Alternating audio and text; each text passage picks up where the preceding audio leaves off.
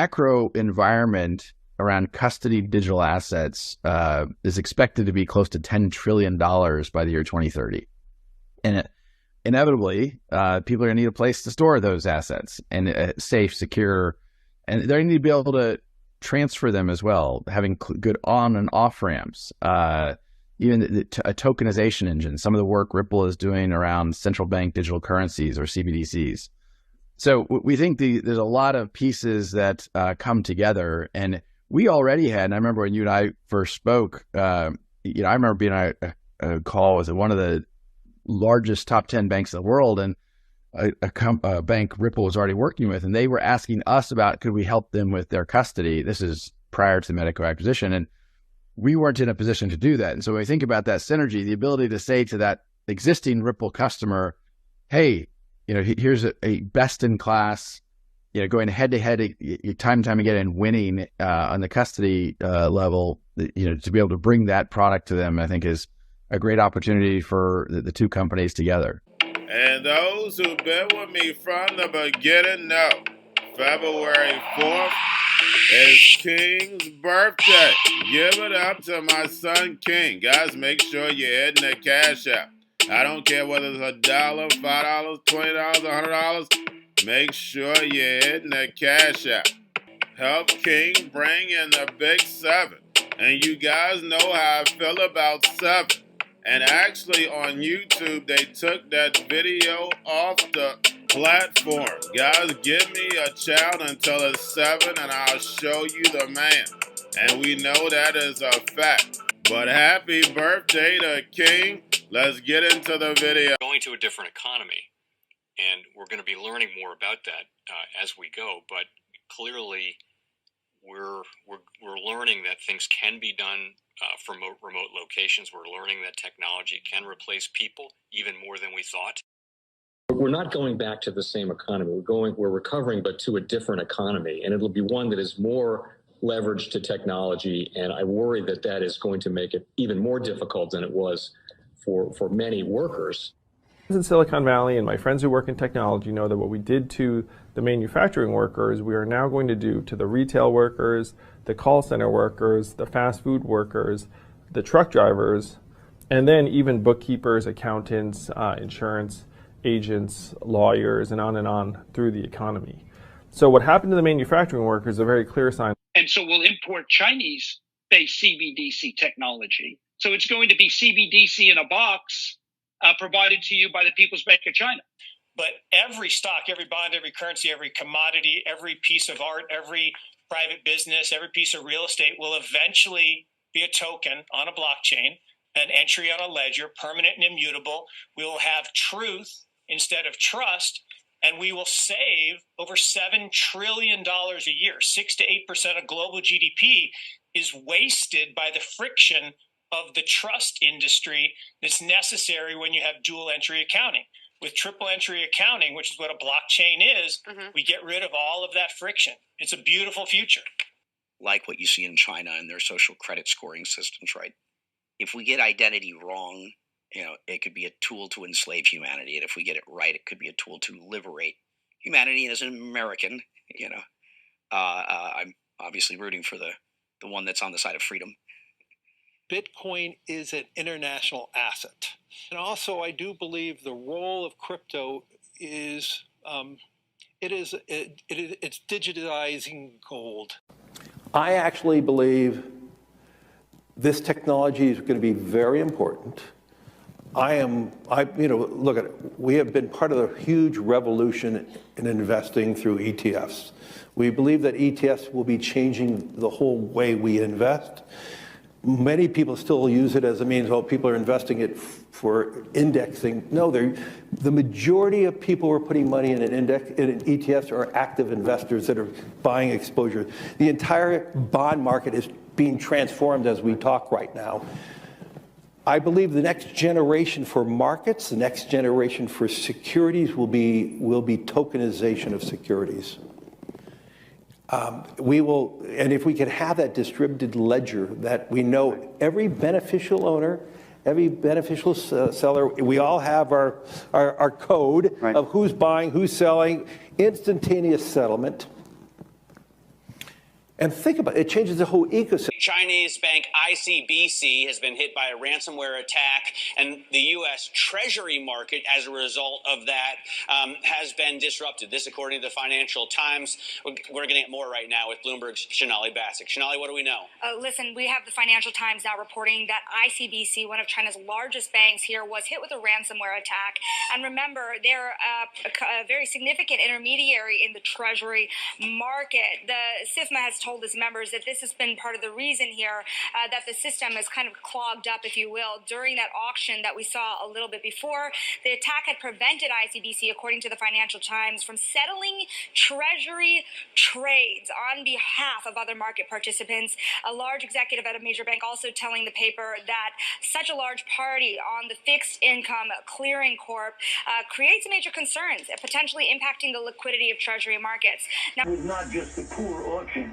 It was absolutely lousy. And you know, when the dealers have to step in to save a Treasury auction, that's a rare occurrence. And welcome to the Crypto Teacher. And guys, please like and subscribe if you do like what you're listening to. Please inform your friends and family and spread it all over social media. It is imperative that we get back to learning finances and understand how the world really works, because once we understand how the world really works, we understand that it is all planned out. Now, I want to thank those who purchased the books Cryptoteacher and the New World Order book. Remember, the New World Order book shows you how the world really works, and it is definitely time for you to wake up out of that sleep, especially in the times that we're in right now. And 2024 is going to be one of our most entertaining years. We have the presidential election. We have the drums are beating. We have the emerging markets going to be flipping the switch on the fourth industrial revolution. Now, we had the Fed signal rate cuts, but remember, guys, they haven't cut rates yet. So like I told you, I definitely see a big pullback in the first quarter. Then the master magician set up a distraction so the Fed can cut rates, and then we move up. And also, guys, I want to thank those who purchased the 3 Kids books. It's time to re-educate.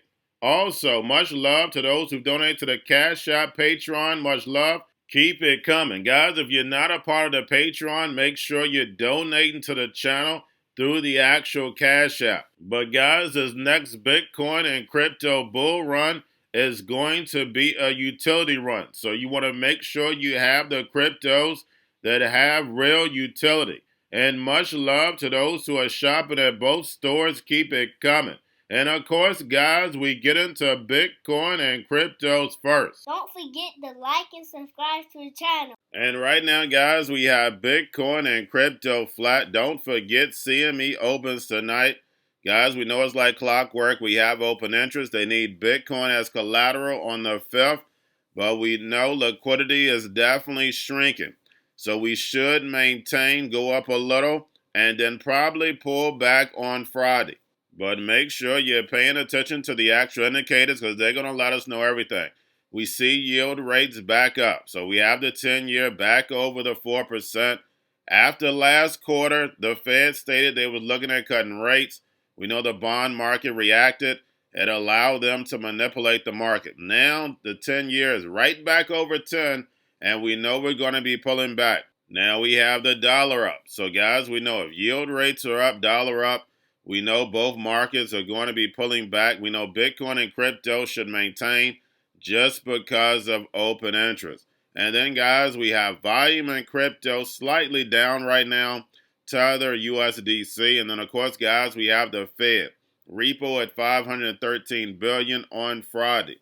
And we had the Fed stating they're not looking at cutting rates yet. Inflation still sticky. We see job report numbers, even though they're not correct, they're coming in high. So they have no reason to cut rates. And we see the media now is selling that narrative that the Fed may not cut rates, even though after last quarter, the media was selling that the Fed would cut rates. Guys, it's all manipulation. But unfortunately, if I'm handling 401ks and pensions, I have to follow the money. My job is to make sure that my clients are making money. And we have all this money saturated in one place. So what do you think the Fed is going to do? We know what's about to happen. It's about to get really, really bad. But remember, guys, this year is an election year. They're not going to let anything happen. But next year is going to be a whole nother story. I told y'all 2024 layoffs will pick up, and we clearly see it. They'll wait probably until June to pick it up again. And then next year, the floodgates are going to come out. And remember, the crypto teacher told you, we know all the technology is ready. But first, they need that big distraction. And we know these small and medium-sized banks cannot survive in the new digital economy. They need too much liquidity, and it's going to be less fees. And that's the reason why the Fed wants to force banks to tap that discount window.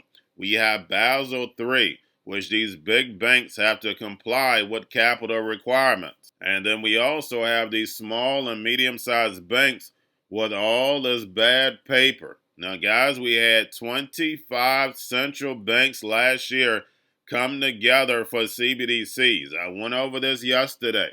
And like Brad Garlinghouse stated, people are going to want to store these cryptos. They're going to want to be able to move them. Guys, that's a bank. You store your money, you get to move your money around. It is a bank.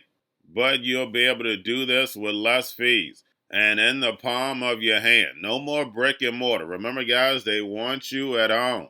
Remember the goal of the fourth industrial revolution. If you don't believe it, make sure you watch the video I did last night. They want the robots, algorithms, and drones to take the economy over, pay each other with crypto, and the sheep go inside the metaverse. And remember, the crypto teacher told you. Now we have the spot Bitcoin ETFs, which we know is going to help take a lot of volatility out of Bitcoin because we have so many. But eventually, all these spot Bitcoin ETFs will dwindle down to about 2 or 3. But of course, guys, we have Grayscale, BlackRock, Fidelity. We do see that volume picking up, but we had them down at close, up after hours. Again, guys, we have open interest, but these Bitcoin ETFs should move up slightly, and after a few days, start to pull back. Remember, guys, even though we're going to be headed down, you're still going to have pumps and dumps. Don't forget, this is an election year, and then also, guys, they want to use crypto as an excuse in order to take down this legacy market. And remember, the crypto teacher told you. Now, getting over into a little crypto news. We have bankrupt crypto lender Genesis seeks approval to sell $1.6 billion of trust assets. And again, guys, we're going to have selling pressure. Like I told you, the first quarter, Bitcoin and crypto will pull back. We're just waiting on that distraction. And we hear those drum beats are getting louder. And then lastly, guys, we have FTX moves to offload 8% stake in Anthropic worth $1.4 billion. And we know the Goldman Sachs Galaxy Digital Mike Novogratz is in charge of FTX assets. But if you add up all these assets that they have, guys, they could have stayed open. Just between Anthropic and Robinhood could have kept them open. But never forget, the NWO are the master magicians. We know what the bank man was really working on. All these derivatives on blockchain being ran by an algorithm. You're talking about hundreds of trillions of dollars. He's already proved they can make it happen. And it's not by chance that Mike Novogratz gets to be in charge of this fund. Not by chance they had the same lawyer as Enron. Guys, remember, your life is an illusion and TV is your reality. And guys, make sure you're hitting that cash app for King's birthday. He's hitting that magic 7.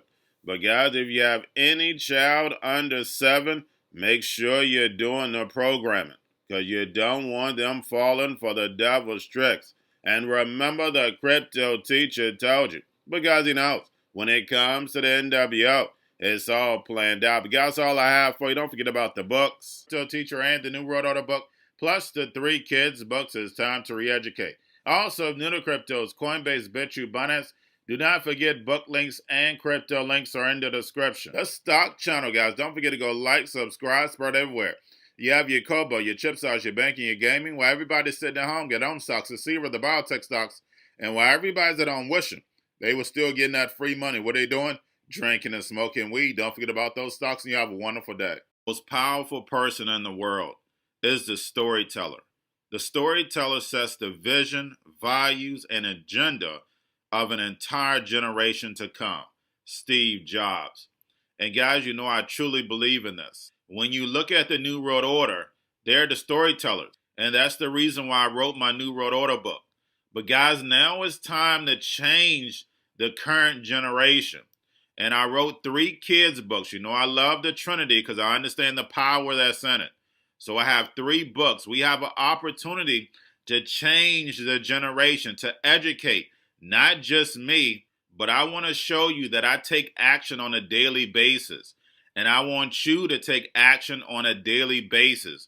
Whether it's your job, whether it's in your community, we have an opportunity right now to educate the masses. I posted this on my Twitter account. Please share, but this is a short clip of the 3 books. There's going to be a clothing line and action figures. Please get these books for your kids, nephews, cousins, friends, so therefore we can start the re-education now.